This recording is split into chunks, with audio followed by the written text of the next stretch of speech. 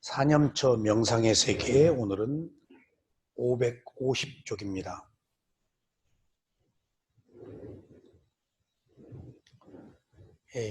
인류사의 종교는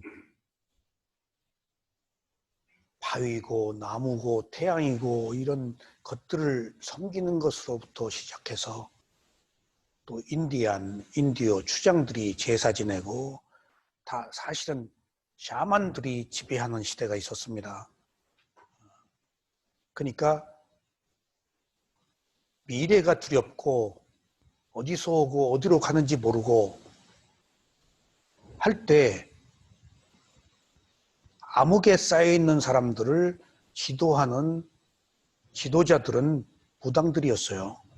토속신앙이 그겁니다. 시쳇말로 단군이 샤만입니다. 박수무당입니다. 능력이 있었겠죠. 인디안 추장들은 전부 샤만들이에요. 뭔가 봐야지.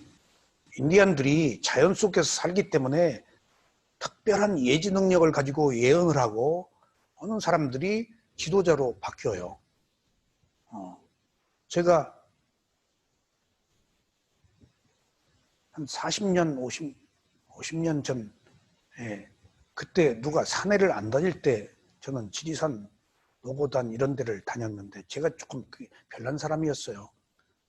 뭔가 에너지 때문에 올라가서 힘들게 올라가서 뭔가를 해소하지 않으면 안 되는 어떤 그 욕구들이 있었던가 봐요. 그런 데를 목숨 걸고 그렇게 다녔어요. 뭐 등산 경험도 없죠. 무거운 거 옛날에는 쌀, 김치, 항고 가지고 군용 텐트 가지고 이게 등 휘어요. 기스링이라고 이것이 지금 이만해요. 혼자 그 무거운 텐트를 메고 올라갔는데 그때 노고단의 일심교라고 상투 본 사람들이 산 꼭대기에 살고 있더라고요. 그리고 서양 선교사 별장들이 거기 다 폐허돼 가지고 6.25 때 거기 있고, 근데 거기에 지리산악회 우리 산악회 선배인 한 분이 거기 산장으로 계셨어요. 산장지기로. 그래서 많은 사람 살리고 도움을 받고, 저도 거기를 꼭 갔죠. 매년 12월 말이면 거기 가서 1월 1일 새해를 거기서 맞이했어요. 그러니까 기차 타고 쭉 밤차 타고 내려가면 섬진강 여명이 밝아올 때 딱 섬진강 가가지고 지리산 노건가 올라가서 새해를 맞이하고 거기서 며칠, 거기서 굉장히 중요한 사람들을 다 거기서부터 시작이 됐어요. 신문산 논설위원, 화가, 뭐 재벌들, 뭐 이런 사람들이 거기서 제가 그 산이라는 남녀노소가 없어요. 거기는 다 친구가 돼요. 그러니까 우리나라 최고의 화가들, 신문사 논설위원들, 재벌들을 어떻게 제가 만나요, 신분상. 거기서 하나가 되어서 그냥 가족처럼, 그냥 바로 가족처럼 지냈어요. 늘 만나고, 서울에 와서 또 늘 만나고. 그러니까 그렇게, 그러니까 제가 조금 상류사회에 진입할 수 있었던 계기가 지리산 노고단이었어요. 그래서 그 뒤에 씨름협회 총무이사도 하고 뭐 또 하고 그런 걸 내가 씨름도 안 한 사람이 어떻게 해요. 재벌이 회장하니까 와서 좀 도와달라고 그래서 그냥 한 것이지. 근데 거기에 산장 관리인 하신 분이 다 이유가 있어서 또 와서 사세요. 그분이 함선생이라고 폐병 걸려가지고 나으려고 산호에 가서 산장지 연대 철학과 나오신 분인데 굉장한 엘리트죠. 근데 거기서 함께 생활할 때 내가 남다른 걸 느꼈어요. 굉장히 예민해요. 그 바람 소리며 뭐 이렇게 팍 자다가도 콕 일어나고 누가 어디서 조난당한 것 같이 이렇게 예감 같은 거. 옛날에는요, 농담이 아니라 여자들이 고무신 신고 노고단까지 걸어 올라와요. 얼어 죽어요. 그리고 가요. 저쪽으로, 임걸령 쪽으로. 조난 많이 당한. 그래서 장명등이라고 이렇게 그 가로 이렇게 해가지고 등해서 초를 등잔불을 켜서 어디서라도 그거 보도록 그래서 그거 보고 저녁에 찾아온 사람들이 있고 아니 고무신이 있고 치마 입고 온다니까 어느 경우에는 무당들이 또 그렇게 와요. 얼어 죽어요. 그래서 함께 지내면서 이분이 동물적인 감각이 있구나. 거기서 내가 처음 알았어요. 얼어가지고 조난당한 사람 뜨거운 데 넣으면 바로 큰일 나요. 동상 걸려요. 차가운 데다 놓고 주무르더라고. 별의별 일들을 이분이 동물적이구나. 그 자연 속에서 살으니까 그런 예지 능력이 개발된 것 같아. 그래서 인디안들이 발자국, 바람, 냄새 이런 걸로 다 알잖아. 베트공들이 그렇게 냄새를 맡아요. 그래서 베트공 작전 나갈 때 담배 못 피게 해요. 근데도 피죠. 우리는 판초를 이렇게 뒤집어 쓰고 피면은 판초 속에서도 담배 피면은 불이 멀리 간대요. 그리고 담배를 피면 냄새가 난대요. 베트공들한테 너 죽으니까 하지 말라고 그러는데 우리는 뒤집어 쓰고 피죠. 그렇게 하지 말라고 그래도 군인이 버텨 쓰면서 안 할 수 있어요. 하여튼 그러니까 동물적인 감각이 자연과 더불어 있는 사람이 예지 능력이 개발되는구나 하는 걸 느꼈으니까. 그러니까 어떤 지도자들이 예측 능력이 있어서 미래를 예언하는 사람들이 지도자가 되는 거예요. 추장이 무당이에요. 막 영화 보면 방울 흔들고 뭔가가 그 사람한테 의지해야지. 그래서 인류사에 우리는 불안한 시대에 살고 있기 때문에 무언가에 의지해서 사는 것이 종교예요. 그것이 토테미즘, 토속신앙이 됐든지 뭐가 됐든지 점진적으로 이제 신의 아들이라고 하고 알라, 신의 자식이라고 신의 대변자라고 하면서 신의 이름으로 만들어지는 게 인류의 종교예요. 그러니까 그것은 지대한 역할을 했겠지. 미래가 두려운데 거기에 의지해서라도 우리는 살아야지. 믿음을 가지고 두려움을 해소해야지. 근데 인류가 시작된 이래 신과 인간의 관계 더 이상 넘어갈 수 없는 깊은 시면이 있거든요. 그러니까 신의 이름으로 하면 끝나는 거예요. 그러니까 신의 이름으로 나쁜 짓 할 수 있는 거야. 신의 이름을 어떻게 보자, 한번 증명해봐라. 원래 신이 그렇다는 건데 이유 없어요. 그러니까 얼마나 나쁜 짓, 못된 짓을 신의 이름으로 할 수 있겠어요. 신의 이름으로 순기능도 할 수 있겠지만은 신의 이름으로 역기능을 하는 것도 종교의 역사예요. 흑역사예요. 신의 이름으로 사람을 다 죽였어요. 신의 이름으로 전쟁을 했어요. 신의 이름으로 적을 죽이고 하느님께 또 용서를 구하고 면죄부지 일종의 다 자기 만족, 자기 도피지, 자기 합리화지. 그러니까 신이라는 것이 좋은 쪽으로 순기능으로 이용하면은 우리들에게 위안과 희망이지만은 나쁜 쪽으로는 역기능으로 오히려 신의 이름으로 나쁜 짓을 하고 사는 것이 자기 이익을 도모하고 자기 집단을 공고히 하는 게 종교가 통치자들의 수단이에요. 종교로 딱 묶어놓으면 가장 좋아요. 아셨어요? 콘스탄틴 황제가 자기 어머니가 기독교 신자였는데 그 사람이 황제 될 힘이 없었어요. 황제 될 힘이. 근데 기독교 신자들을 배경으로 아주 미약한 힘을 키웠어요. 그래가지고 황제가 돼서 로마가 지금과 같은 캐톨릭 국가가 된 거예요. 콘스탄틴 황제가 종교 이용했다고. 얼마나 통제하기가 쉬워요. 그래서 신을 믿는 종교였는데 이제 동양에서는 부처님이 나왔다고요. 신이 아닌 깨달음. 이것은 척박한 서양 사회는 먹을 게 없기 때문에 내세를 얘기해야 사람들이 들어와요. 동양은 초지이기 때문에 내세를 얘기하는 것보다 현세를 얘기하는 것이 더 어필해요.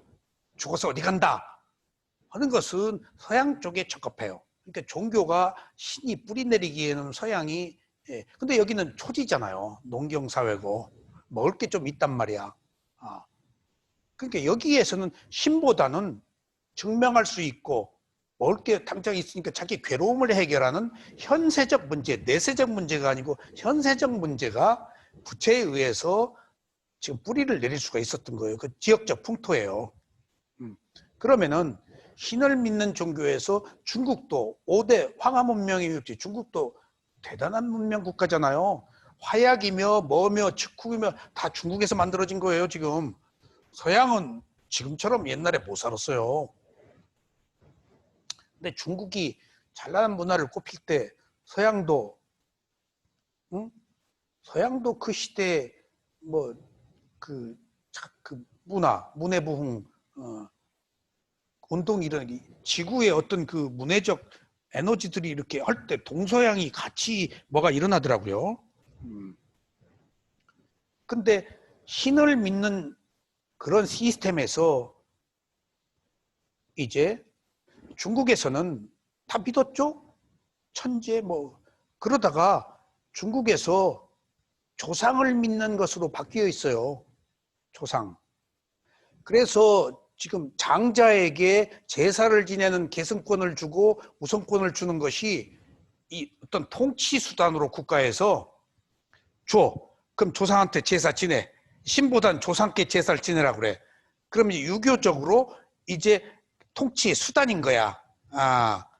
그래서 쭉쭉쭉쭉쭉 모아가지고 제사장, 제사 이렇게 쭉쭉 모아면 최종적으로 위에 있는 것은 뭘까? 종묘의 종묘. 여기서 컨트롤 타워예요. 국가의 제사야 이게. 어떤 종속적 관계로 조직을 통솔하는 하나의 수단으로 유교에서는 신을 인정 안 합니다, 여러분들. 유교에서 귀신을 인정 안 해요. 아셨어요? 근데 문화적인 측면으로 워낙 전통적으로 오랫동안 내려온 것이기 때문에 죽은 귀신을 섬기라고 하지 않는데 증명할 수 없기 때문에 동양 종교는 현세적이기 때문에 증명할 수 없는 것은 유교가 윤리적이잖아요. 그러니까 원래 유교 때문에 제사가 들어왔다고 하지만은 유교에서도 제사를 인정하지 않아요. 하나의 문화적 형식이에요. 문화적 형식. 근데 우리가 이제 믹스돼 가지고 고려 때는 제사가 없었는데 이조 때 제사가 이제 만연돼 가지고 죽은 조상. 근데 그게 통치 수단의 하나로서 사회의 어떤 통념 시스템화해서 다 어떤 그 뭔가를 구성해서 딱 컨트롤하고 있는 거예요. 지금 스마트폰 가지고 다니면 어디 가는 거 다 알듯이 국가 경영에는 통치가 좋잖아요. 그러니까 전부 종교를 그렇게 이용하잖아요. 그러니까 그것이 나쁜 쪽으로 작용하면 무지해져 버린다고요. 신의 이름으로. 증명할 수가 없잖아요. 신이 그렇다는데 신의 이름으로 지 욕심 채우는 거거든요. 이게 잘못하면은. 무서운 거예요. 이게 맹목적인 거. 그러니까 부처님이 확신에 찬 믿음을 가져라. 가장 위험한 것이 맹목적 믿음이다. 무지 중에 상무지가 맹목적인 신앙이에요. 이것은 어떻게 할 수가 없어요. 부모도 없고 조상도 없고 없어요. 맹목적으로 빠지면은. 그러니까 공산주의에서는 이것을 마약이라고까지 할 정도로 기독교가. 왜냐하면 막스는 이 유물론이라고 그래가지고 정신을 부정하거든요. 물질이 위주다. 막스가. 이미 그 자본주의는 몰락한다고 막스가 예언했는데 또 세상에서는 공산주의가 70년이면 몰락한다고 이미 예언이 다 돼. 러시아 붕괴했잖아요. 네, 러시아 붕괴했잖아요. 근데 자본주의가 그나마라도 지금 명맥을 유지하고 공산주의에 승리할 수 있었던 것은 막스가 자본주의는 몰락한다고 예언해가지고 자본주의가 정신 차린 것이 볼셰비키 혁명이나 무슨 혁명이나 뭐 다 혁명이 그 불란서 혁명으로 뒤집어 버렸잖아요. 자본주의도 노동자들을 탄압하면 몰락해요. 혁명 일어나 버린다고요. 그런데 악화가 양화를 구축한다고 자본주의의 몰락이 예견돼 있을 때 자본주의자들이 몰락해서는 안 돼서 만드는 두 가지 조건이 있어요. 그게 뭘까요? 사회보장제도를 만들었어요. 요람에서 무덤까지. 그러니까 자본가들이 이익은 취하고 적당한 돈을 풀어서 사회보장제도를 해주는 시스템을 만드는 거예요. 연금이다 뭐다 그런 거예요. 일종의. 그 다음에 또 한 가지 있어요. 늘 억압돼 있는 노동자들이 문제 아니야. 전봉준이도 노동자들 봉기 아니야. 치주들이 가렴 주고 했으니까. 그것이 바로 전주에 감형이 있었다고. 전주, 광주, 제주도까지 이렇게 이번에 경기전 새로 공사했는데 왜 안 가봐?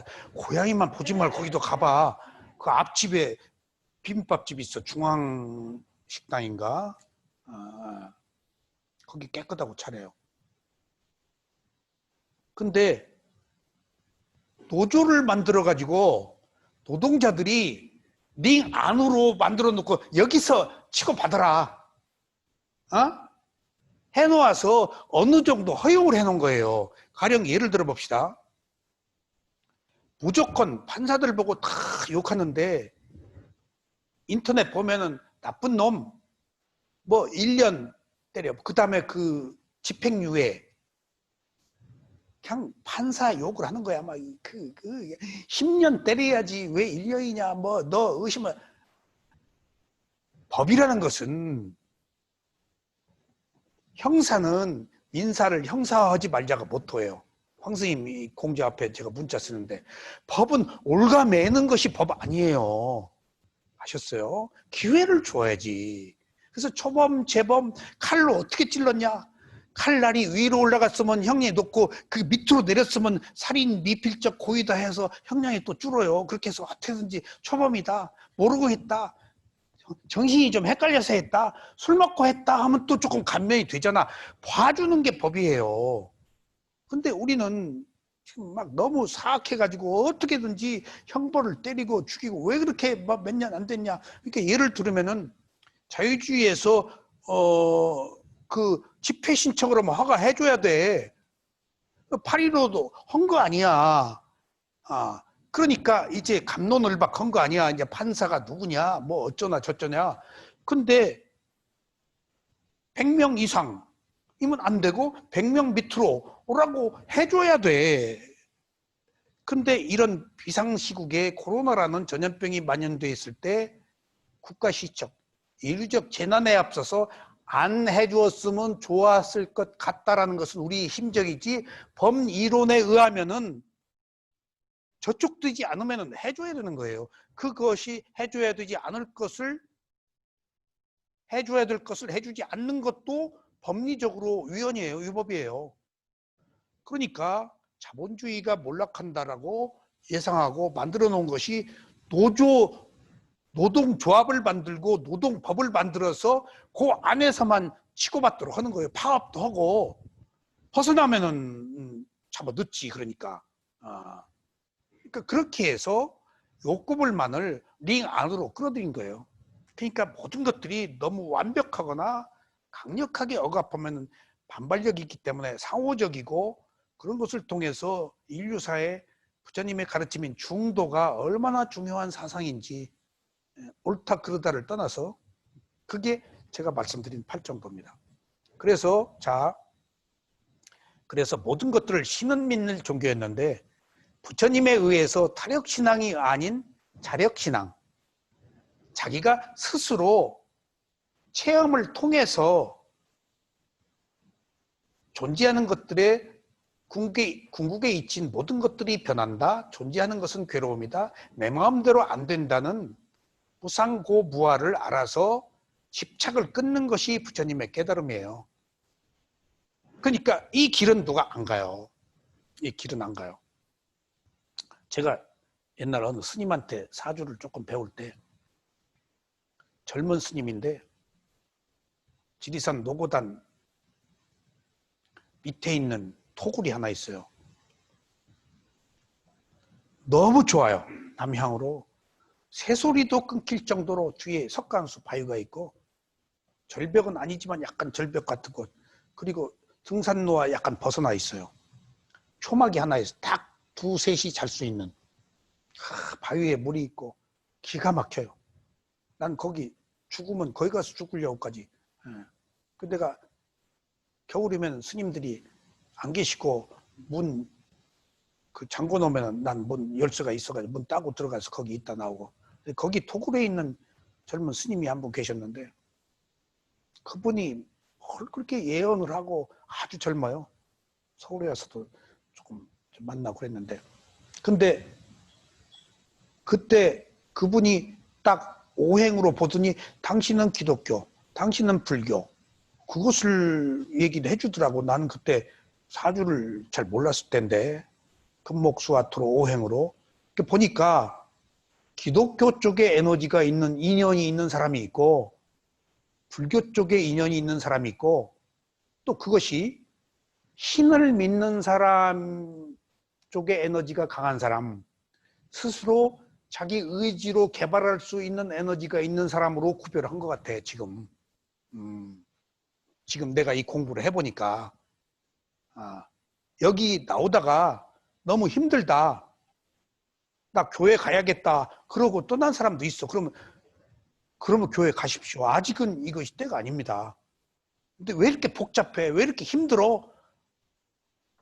맞습니다. 이건 자기가 찾아가서 가는데 거기는 하나님한테 울고 불고 통회하고 그러면 뭐 카타르시스 할 때 막 울고 그러니까 침 튀기고 눈물 하니까 그게 그렇게 전염이 되는 거예요. 지금 통곡을 해야 되니까 비말이 막 몇 미터까지 갈 거 아니야.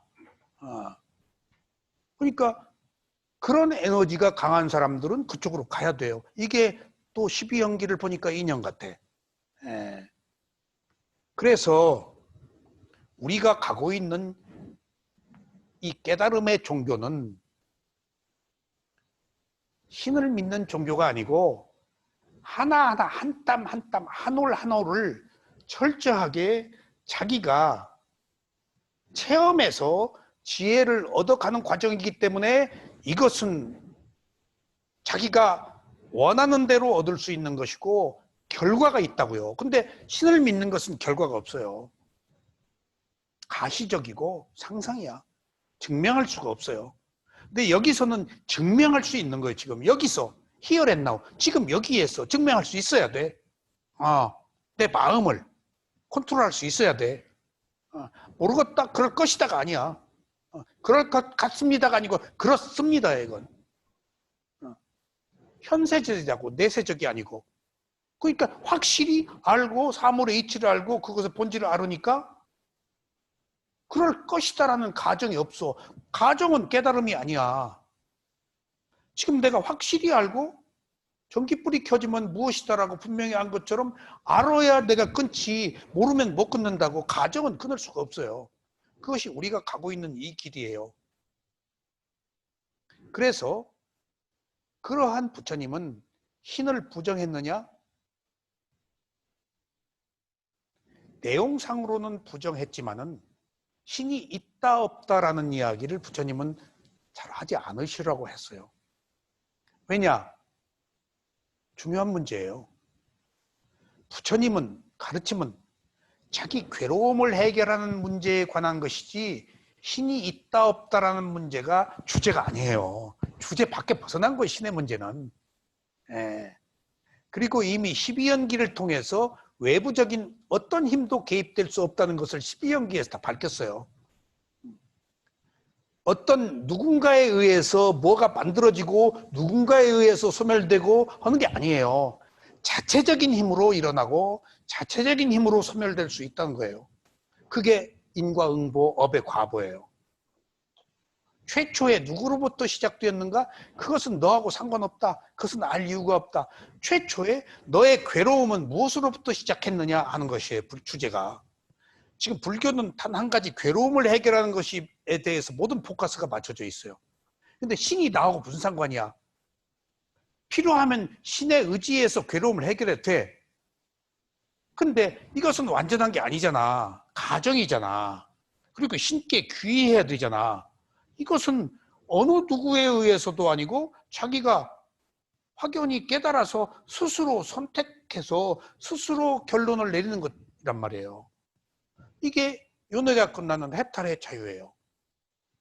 그래서 신의 문제는 외부적 힘이 개입될 수 없는 자체적 힘으로 업의 과보로 굴러간다는 것으로 증명되어 있지만은 있다 없다라는 것을 논외로 삼지 않았기 때문에 묵시적으로 신과 인간의 관계에서는 부처님의 주제가 아니라는 의미에서 그런 문제는 토론의 대상이 아니라는 것. 근데 단지 자 이제 보세요. 부처님의 가르침을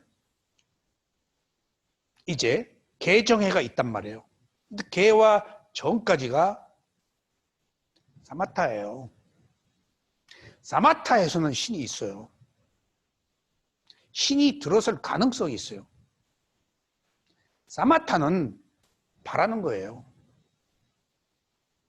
목적이 있어요. 사마타는 108배를 한다, 뭘 한다, 뭐 어쩐다.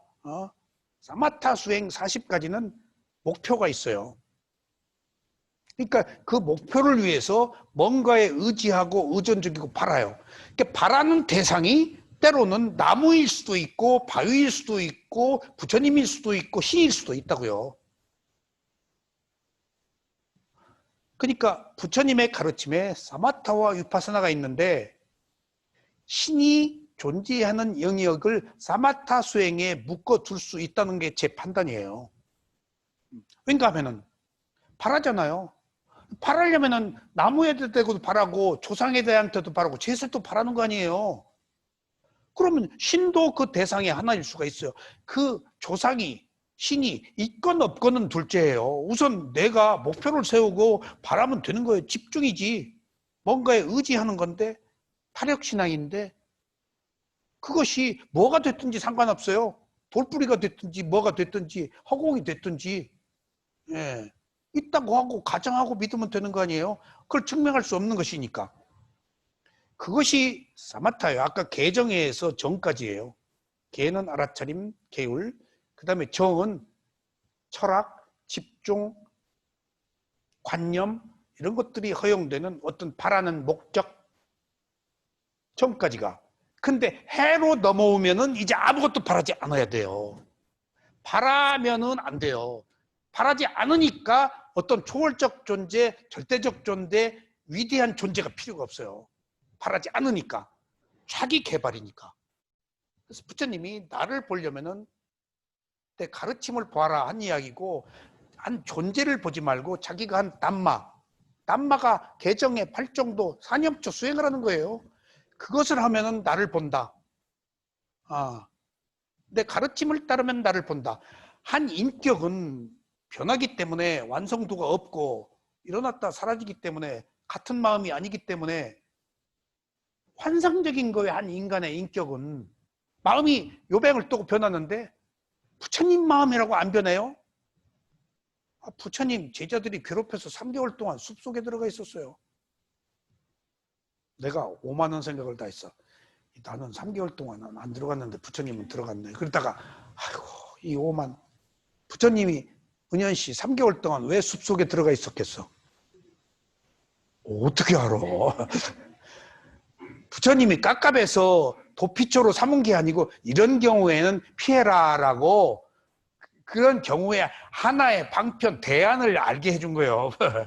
부처님이 이 죽일 놈하고 요거고 들어간 게 아니고 부처님의 모든 행위는 방편이야. 방편. 이미 다 알아. 누진통이 있어서 아는데도 거기에 적합하게 우리를 깨우치기 위해서 모범을 보여서 실증적 사례를 보인 테크닉이야. 그게 테크닉이 방편이에요. 테크닉이라고 하면 막 사람들이 무슨 기교라고 하는데 아니 그 기교가 아니야. 테크닉 영어로 그걸 막 누가 테크닉이라고 그러니까 막 달라들 막 그게 방편이야. 사람의 근기가 다르잖아. 거기에 적합하게 맞추어서 그 사람을 이해시키는 것이 방편이야. 수행자의 근기를 도와서 이롭게 하는 게 방편이야. 그래서 84,000 법문이 사람들의 근기, 업의 과보가 다른데 알맞은 방편이야. 그게 넣어주고 빼주고 도와주고 뭐 어쩌고 넘겨주고 그 사람에 알맞게. 나는 아직 미련하니까 똑같은 이야기를 찍어내듯이 말하지만은 부처님은 매 순간 사람마다 얘기가 달라진다니까. 그러니까 부처님 이야기를 기독교 바이블처럼 고지고대 들으면 안 돼. 그 사람에 관한 방편이에요. 우리가 몇 장, 몇 절 두고 그러고 막 그냥 막 그것대로 하려고 그냥 몇 장, 몇 절 해가지고 막 그냥 그것에 벗어나면 막 신의 뜻을 천만의 말씀 그러면 안 돼요. 그건 교조적이고 맹목적이고 사람의 근기가 다 다르는데 서울 오는 길이 하나냐고요. 서울 오는 길이. 그런 것처럼 최종적인 목표에 이르는 것이 문제지 가는 길은 다양할 수 있다는 거예요. 그래서 크게 나누어서 사마타, 비파사나인데 사마타는 바라는 것, 목적이 있는 것, 그리고 관념적인 것, 철학, 지식, 사유, 통속적인 것, 어떤 그 보편적인 것보다도 사회 통념상의 것까지도 존중한 거야, 부처님은 사마타로. 우선 이걸로 조금 마음 진정해라. 그리고 아라차니 힘이 있을 때 일로 해로 지혜로 넘어와서 위파사나로 와라. 그래서 사마타와 위파사나로 구별을 해서 내가 오늘 이 법문을 하려고 가만히 생각해 보니까 사마타는 바라는 게 있고 위파사나는 바라는 게 없어. 사마타에서 바라는 게 있다면 그 바라는 모든 대상 중에 신도 하나 들어갈 수 있겠구나. 못 들어갈 이유가 없지. 방편인데. 그래서 신이 여기서는 천신이라고 그래요. 천인, 색계, 무색계에 사는 사람들을 천신이라고 그래요. 근데 창조주 신이 아니고 하늘의 천상계에 살아서 신이라고 이름을 붙여주지. 그러니까 다른 종교에서 말하는 창조주로서의 신. 모든 것들을 거기 있어라 하면 뭐 어둠이 있고 거기 있어라 하면 빛이 있고 거기 있어라 하면 생명이 있고 그런 것들은 그런 그 만능의 힘을 가진 전능한 힘을 가진 사람은 없다. 그러면은 최고의 지위를 가진 사람은 전지전능 전선이야, 하느님은. 근데 아라한은 거기서 전지전능 전선 중에 뭐가 하나가 빠졌어.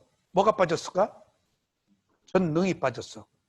붓다는 아라한은 마음대로 못해. 마음대로 못해. 그러니까 한 인간의 자연의 참된 모습으로 돌아오는 거예요. 신이 배제된 그런 의미에서 아라한은 전능하지 않고 전지전능하다는 것이 굉장히 중요한 의미예요. 전능하지 않기 때문에 신이 존재를 부정하는 거예요. 그런 것으로. 그리고 조건에 의해서 만들어지기 때문에 자기 혼자의 힘으로 어떤 질서를 파괴하고 절대 될 수가 없어요. 정말 질서를 파괴하고 될 수가 없어요. 바로 죽어요. 바로 죽어요. 그래서 우리가 사마타에서 위파사나로 넘어와서 깨달음을 얻는 과정이 막연하게 이것이 깨달음이다 라고 있는 그대로 보아라라고 부처님이 경전에서 말하셨지만은 이제 인류 역사에 수행에 관한 기록이 많지 않고 수행에 관한 기록이 그 다음에 그것을 어떻게 하느냐도 자세하게 명시되어 있지 않고 한데 부처님은 완벽하게 한 정신이 단계적 과정으로 진화해 나가는 발전해 나가는 과정들을 자세하게 설명해 놨어요. 그러니까 이건 놀라운 일이에요. 마음이 무엇인지도 모르는데 그걸 내 마음인 줄 아는데 마음은 매 순간 바뀐다고 해서 내 마음이 아니다 라는 것도 설명했지만은 그 마음이 어떤 과정을 거쳐서 어떻게 고양되어 가서 마지막에 해탈의 자유를 누리는 과정들이 낱낱이 제시되어 있는데 낱낱이 제시되어 있는 단계적 과정이 부처가 처음 발견한 게 아니고 자기가 보니까 자기가 25번째예요. 앞서간 모든 부처들이 똑같은 길을 갔더라는 거예요. 그러니까 인간의 길이에요, 이게. 그리고 부처가 만든 길이 아니고 한 인간이 삶을 영위해 나가는 데서 피치 못할 필연적인 그래야 되는 어떤 과정들이 있다는 것을 붓다가 발견한 거예요. 예. 이게 메이드 인 붓다가 아니야. 메이드 인 붓다스야. 복수야 이게. 역대 똑같은 부처들이 암흑에서 새로 깨달음을 얻어서 보니까 똑같은 길을 갔을 뿐이야. 자기가 25번째야. 24번째인가? 5번째. 이제 치매가 왔나 좀. 네. 그러니까 이것은 내가 그 사실을 갖고 이게 부처가 7청정과 16단계를 만들어내고 무슨 수다원 사담 아나함을 만들어내고 뭘 만들어내고 부처 마음이네? 아니야. 원래 있었어. 원래 그러니까 그것까지 왜 그랬느냐라고 물을 수는 없어. 그게 생명이 가진 존재에 있죠. 그러니까 소는 무슨 마음을 가졌어, 은현 씨? 고양이는 무슨 마음 가졌어? 근데 은현 씨가 고양이는 인간의 마음과 지금 똑같이 동일시하지? 그렇지. 고양이는 고양이의 마음을 가지고 있어. 내가 개를 통해서 알아.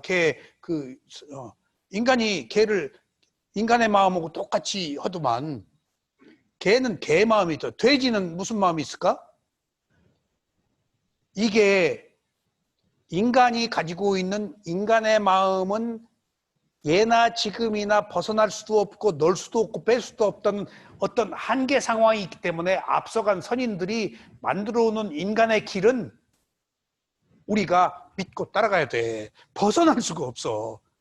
세월이 바뀌어도 다른 행성에 가서 태어나도 그 생명이 가지고는 소는 소, 인간은 인간이. 그러니까 그것을 앞서간 선각자들이 부처님들이 깨달아서 그렇게 주었기 때문에 의심할 여지가 없어요, 이게.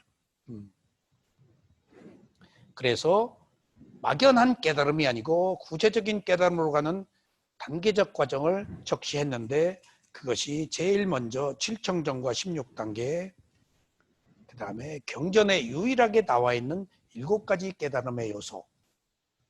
경전에 나와 있는 것은 7가지 깨달음의 요소 하나만 나와 있어요. 그리고 7가지 깨달음의 요소만 있지 거기서 10번에 들어가는 구체적 과정은 경전에 안 썼어요. 추석서에 썼어요. 추석서에. 그래서 그런 깨달음이라는 것도 막연하지만은 인류사의 깨달음에 관한 기록을 누구도 말한 적도 없고 윤회가 끝나는 것을 말한 적도 없고 신의 품에 귀의하는 것만 얘기를 했지만 부터는 윤회가 끝나서 완전한 해탈의 자유를 얻는 것, 그게 안 태어나는 거예요. 근데 처음부터 그것을 말하진 않아요. 안 태어난다는 것에 두려움을 갖기 때문에. 근데 살면서 이것이 괴로움이라고 알아야 비로소 태어나는 원인을 만들지 않아서 태어남이 없는 결과를 갖는 것이 해탈이에요. 이것은 아무나 이루지 못해서 선업을 겪은 사람이 그리고 사는 게 괴로움이라고 아는 사람이 가는 길이기 때문에 이 불교는 매우 한정되어 있어요. 그리고 공격적이지가 않아요. 선업의 공덕을 쌓은 사람이 지혜가 나서 괴로움을 해결하고자 스스로 선택하는 길이에요. 아셨죠? 이렇게 절에서 막 기도드리고 제지내고 연불하는 것하고 달라. 지금 이것은 지금 김 교수님이 여기 온 것은 선업의 공덕이 있어서 왔어요? 없어서 왔어요?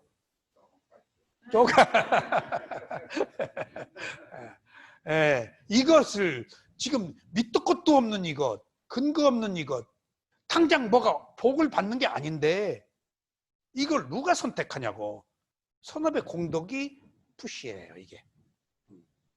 그래서 구체적으로 확신에 찬 믿음을 가지라고 부처님이 설명하고 오늘 우리가 세 번째로 자, 깨달음을 얻는 과정에는 10가지 번뇌가 있다. 번뇌는 오염된 거, 유루, 오염되어 있는 것, 괴로움을 주는 것, 그런 것을 불교에는 번뇌라고요.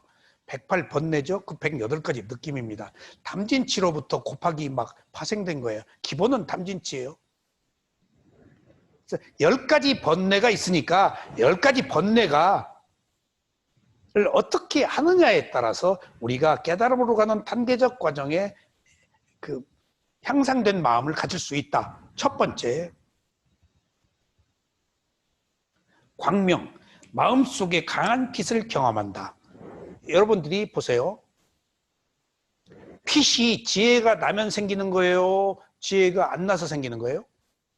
집중이 되면 생기는 거예요? 집중이 안 되면 안 생기는 거예요? 집중이 됐다는 것은 수행은 일단 집중이 1차 목표거든요. 알아차림이 1차 목표고 2차 목표가 사마디 집중이에요. 집중해서 지혜가 나오기 때문에. 그러니까 아라차림과 사티, 사마디가 두 개가 수레의 두 바퀴처럼 항상 붙어 있어야 돼. 사티, 아라차림, 사마디. 아라차림이 지속돼야 돼. 집중이 고요함이거든. 그러면 번뇌의 첫 번째가 광면. 마음속에 강한 빛이 나타난다. 이것을 부처님은 10가지 축복이라고 그랬어요? 번뇌라고 그랬어요? 이게 불교의 진면목이고 부처님의 가르침의 위대함이에요. 저는 10가지 번뇌에서 저도 의심이 많고 여러 가지 수행을 해봤는데 딱 10가지 번뇌에서 제가 모든 것을 결정했어요. 마지막 남은 인생을 여기다 다 할애해야 되겠다. 다음 생에 언제 내가 이것을 만날지 모른다. 내가 다 추구해왔던 것. 내가 빛을 보는 수행을 했거든요. 칭하의 오상스, 빛과 소리, 빛, 소리를 관했다고요. 그래서 5가지 주문 외우고, 그리고 목포 뒤집어 쓰고 누가 못 보고요. 그리고 호법 신장 세우고 비밀스럽게 밀교 수행을 했어요. 제일 먼저 빛의 룩스, 바퀴, 색깔, 그다음에 소리의 종류 다 이렇게 다 이렇게 여기가 눈이 있대요. 차크라. 그걸 했다고요. 그래서 빛의 밝기로 수행의 정도. 미얀마 가서 그 얘기 많이 들었을 거예요. 아바타 하다가 밀교 수행하다가 위파사나로 가서 이제 본격적으로 했거든. 그래서 미얀마에 가서도 빛과 소리를 관한 수행을 나 혼자 못 받고요, 수행. 그러다가 어느 경우에 아멘 그랬다가 어이구 여기 아멘 하면 안 되는데 빛 보는 데서도 아멘은 없지만은 내가 원래 다른 종교를 가지고 있기 때문에 습관적으로 아멘 아유 누가 들으면 그러다가 관세음보살 하다가 아이고 여기서 관세음보살도 아니지 사두 혼자 킥킥 웃고 그랬어요. 빛이 광명이 지혜가 나서 집중이 되어 생기는 것을 번뇌라고 한 사실이 뭔가 하면은 우리가 수행의 과정에서 나타나 있는 모든 현상을 집착하지 말고 번뇌로 봐라 그거예요. 하나의 단계적 과정이니까 모든 것들은 일어났다 사라지는 프로세스, 연속적 과정이지 그것이 깨달음이 아니라는 거예요. 그래서 여기서 어떤 사마타 수행을 하든지 뭔 수행을 하는 사람이 제일 먼저 광명상에 오면은 딱 한 소식 했다예요. 그 다음에 뭐가 있는지를 몰라요. 그러니까 거기서 머물러요. 이미 시작인데 그 이후에 뭐가 있다라는 것을 누구도 설명을 들은 바도 없고 그것을 얘기해 주는 사람도 없어요. 화두가 됐든지 뭐가 됐든지 단계적 과정에서 다음 단계로 넘겨주는 스승들이 과연 있을까요? 기록이 있을까요? 위파사나에만 있어요. 이런 기록이. 아비담마, 논장, 경전, 주석서에만 이런 이야기가 있어요. 근데 그런 것들이 우리나라에 있었나요? 1600년대 중국 통해서 불어온 선종불교, 중국식 도교화된 불교가 들어와서 후대에 만들어진 경전에 응거해서 그것도 한문으로 쓰여진 경전이 무슨 말인지도 모르고 연불 외웠잖아요. 이렇게 낱낱이 부처님의 가르침이 우리가 이해하기 쉽게 낱낱이 해석되어서 지금 2500년 만에 우리들한테 부처님의 모습이 드러난 거예요. 그러니까 생각해 보세요. 수행이 잘 되어야 나타나는 것을 부처님은 번뇌라고 그랬다. 그것이 시사하는 바는 갈 길이 멀다. 그리고 최고의 것도 집착해서는 안 된다. 부처님이 자기가 깨달음을 얻은 것을 집착했을까요? 그럼 부처님께 아니에요. 그 순간의 마음 것이지. 그러면 부처님이 최고의 깨달음을 얻었으니까 수행 끝? 아니에요. 수행은 알아차리는 거라서 죽을 때까지 계속되어야 해요.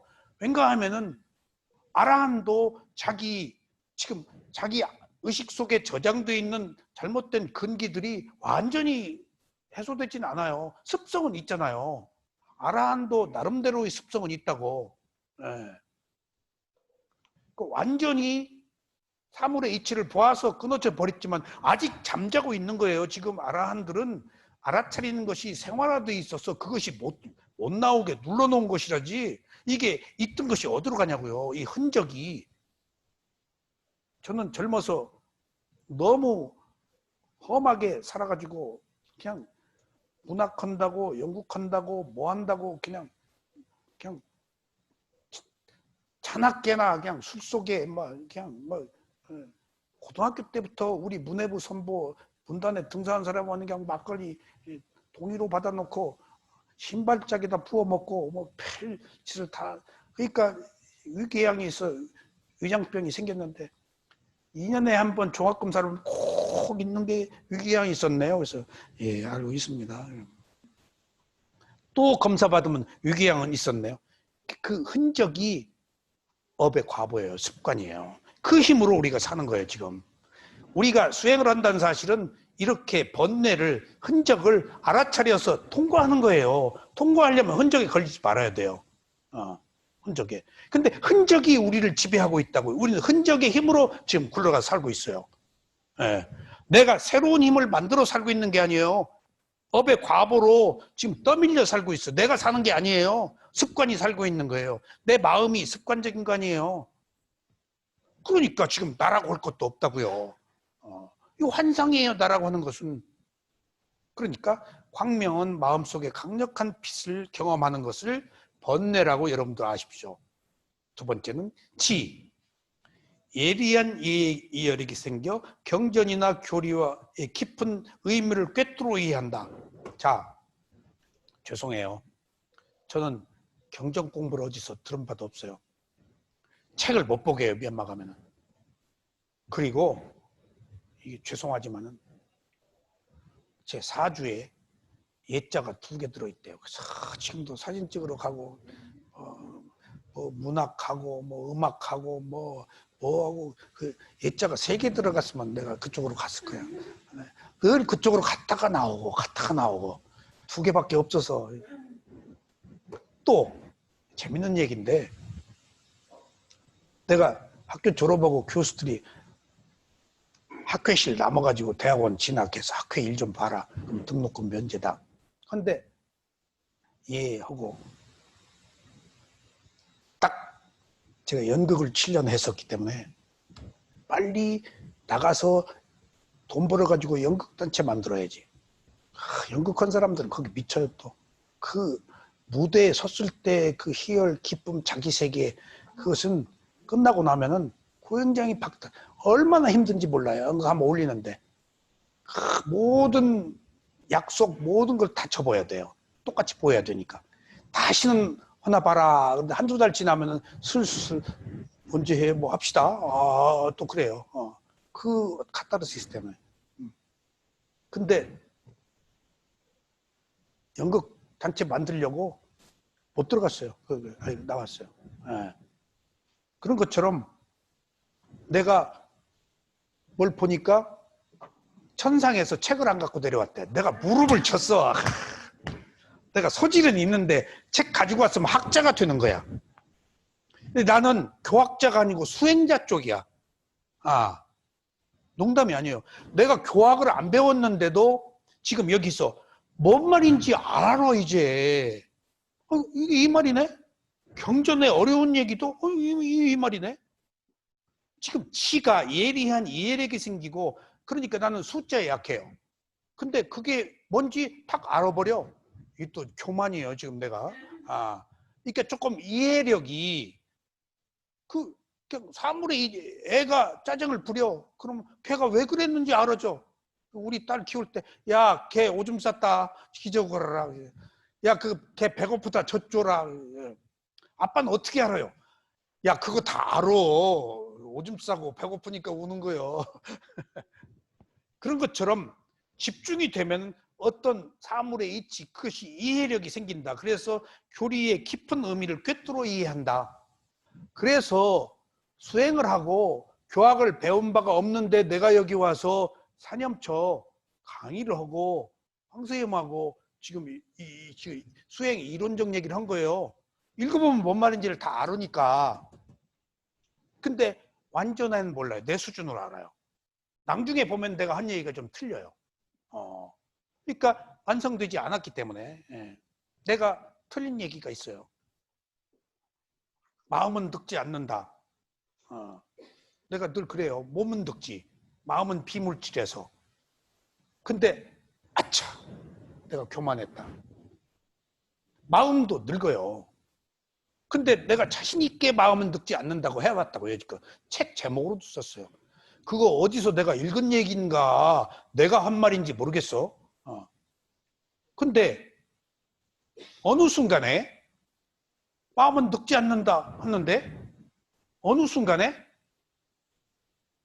확신을 가지고, 왜냐하면 마음은 비물질이야. 늙는 것은 몸이야. 근데 마음 자체는 비물질이라서 늙을 수가 없어 라고 생각했어. 그럼 마음은 늙지 않는다라고 내가 정의를 내린 거야. 근데 어느 순간에 존재하는 것의 모든 성품은 무상하다. 마음도 무상하다고 보면 늙네. 근데 마음이라는 것은 비물질이기 때문에 물질처럼 늙을 수가 없는 요소를 가지고 있어. 그러면은 마음은 늙지 않는다라고만 할 게 아니고 마음은 늙지 않는다. 단지 마음은 변한다. 그거 뒤에 붙여갖구나. 변한다는 무상을 넣어야 돼. 늙지 않는다라고 그러면은 무상을 부정하는 얘기가 돼버려. 어느 측면으로는. 아니, 그럴 소지가 있더라 그 말이에요. 누군가가 따지고 들자면은, 그러니까 나는 자신 있게 늙지 않는다라고 했는데 그 뒤에 늙지 않는다. 그러나 마음은 변한다. 변한다는 것을 붙여야 무상의 삼법에 귀의하는 완성도가 있겠구나 하는 것을 제가 느꼈어요. 그러니까 늙지 않는다라고 했다가 무상을 부정하는 요소가 있을 것 같아서 변한다라는 것을 하나 붙이는 것이 의식이 또 진화한 거야. 일단 무상고무아의 가르침에 귀의한 거야. 벗어나려다가. 그런 것처럼 끝이 없는 거예요. 세 번째, 이제 그 삐띠. 몸에 전율을 느끼는 희열이 생긴다. 그러니까 이 삐띠는 집중이 되었을 때 이게 기쁨, 희열에 의해서 몸은 불을 떨리는 거예요. 집중이 된 상태에서. 그러면 붕 뜨기도 하고 붕 나르기도 하고 콱콱 돌아가기도 하고 바늘로 쫓는 것 같기도 하고 막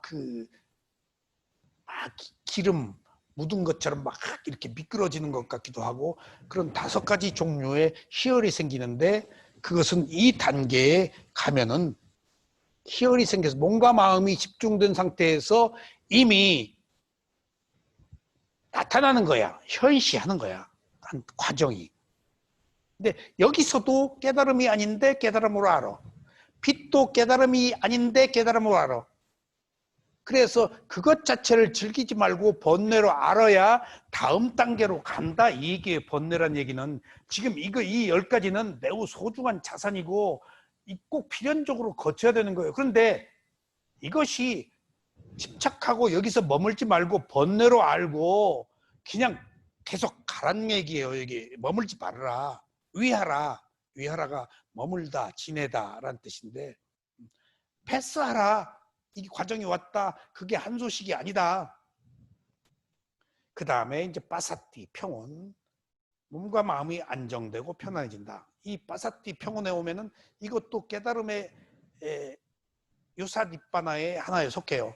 고요하고 평온하고 위에 평안각지, 평안의 깨달음의 요소가 칠각지에서 하나 있었죠.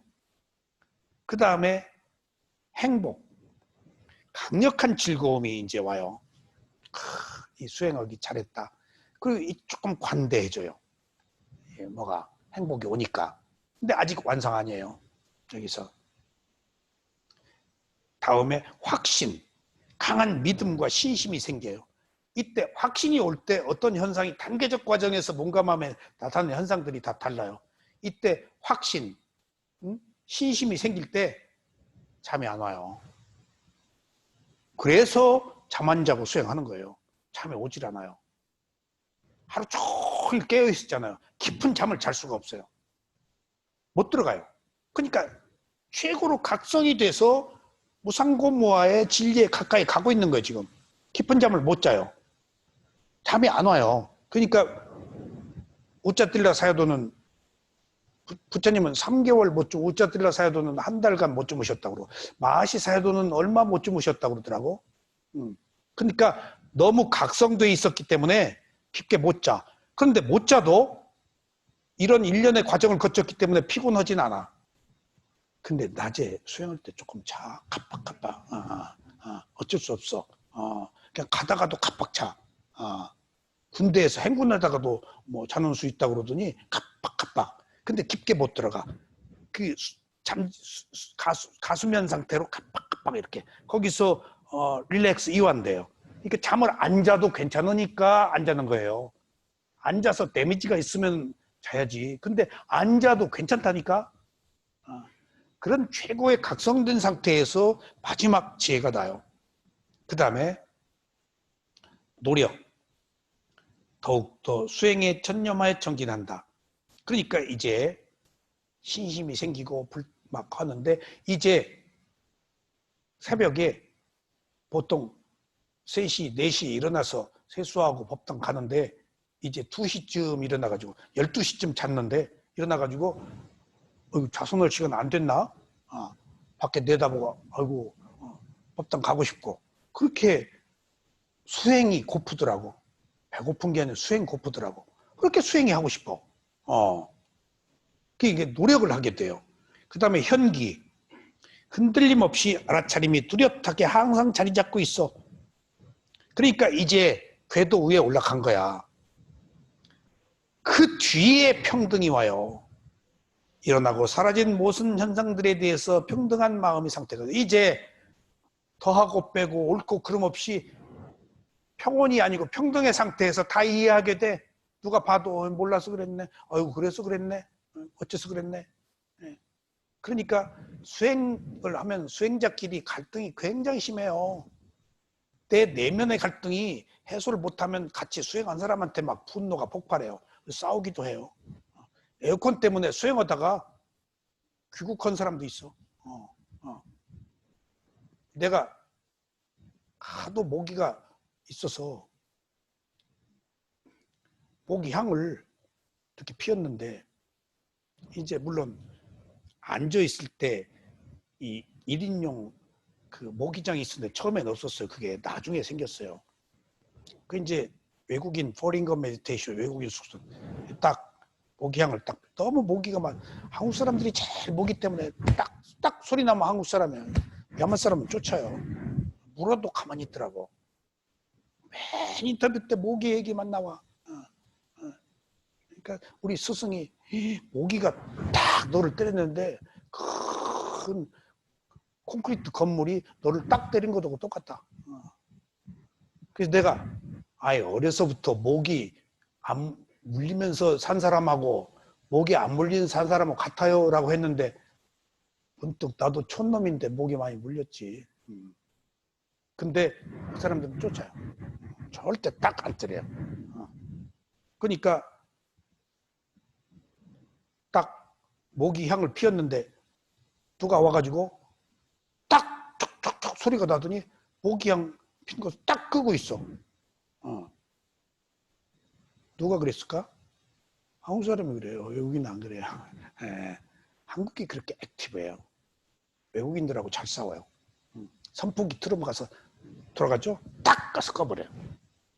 그러면 더우니까 외국인이 또 다 켜요.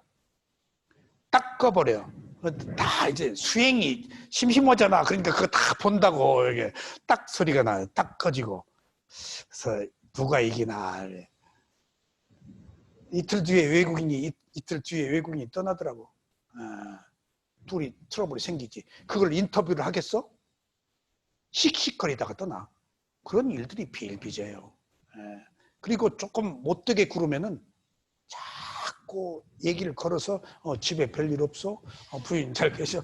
애들은 어쩌고? 그래서 바람 넣어 이게 어떻게 쫓아보내려고 그런 견제도 이게 별일들이 많아요. 농담이 아니라. 그러니까 이 평등의 단계에 오니까 그런 일을 그렇게 그 눈 밖에 벗어난 일을 하는데 몰라서 그랬지. 아이고 저 사람 습성이니까 저러지. 하등에 그 사람에 대해서 내가 영향을 안 받더라고. 평등이 그렇게 좋은 거예요. 내가 보호해 스스로를. 균형된 감각으로. 그 사람 일로 분리가 돼.